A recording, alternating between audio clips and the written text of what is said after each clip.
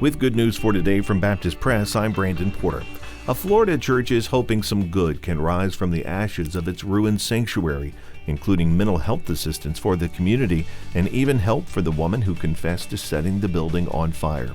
The sanctuary of Main Street Baptist Church in Bartow, Florida was destroyed in a massive fire in early March. Exactly 3 years ago from the day of the fire, I preached a sermon talking about adversity, said Pastor Adam Mayfield. A phrase from that sermon is still on the church's sign. It says, "God is still God, and God is still good." The church is well known for their care for the city's homeless population. Mayfield says the community has rallied to their side during their time of loss. President Biden and the U.S. House of Representatives are persuaded Russian President Vladimir Putin and his military have committed war crimes in Ukraine.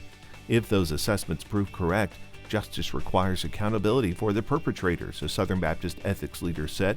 The war crimes designation by U.S. officials intensified after photos recently came to light of hundreds of bodies of Ukrainian civilians who apparently had been executed by Russian soldiers prior to the troops' withdrawal from Bucha, a town outside of Kiev. Though Russia denied the allegations, witnesses also reported torture and rapes by Russian troops, according to news reports.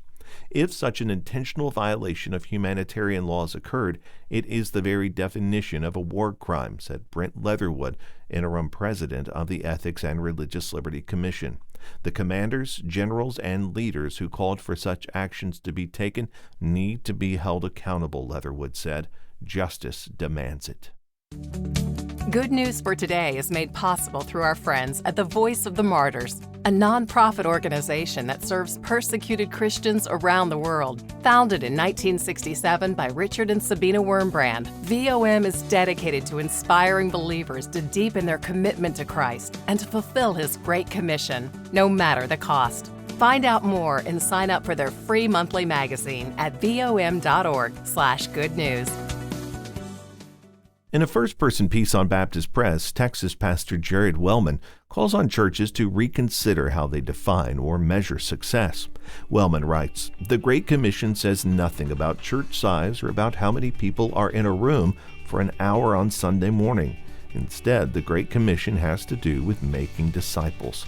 Wellman admits that numbers may be helpful in measuring some things in a local church, but ultimately he says churches must be reminded the goals of the Great Commission are going, baptizing, and teaching. You can read the full article at baptistpress.com. Make sure to read other encouraging stories while you're there. Thanks for listening to Good News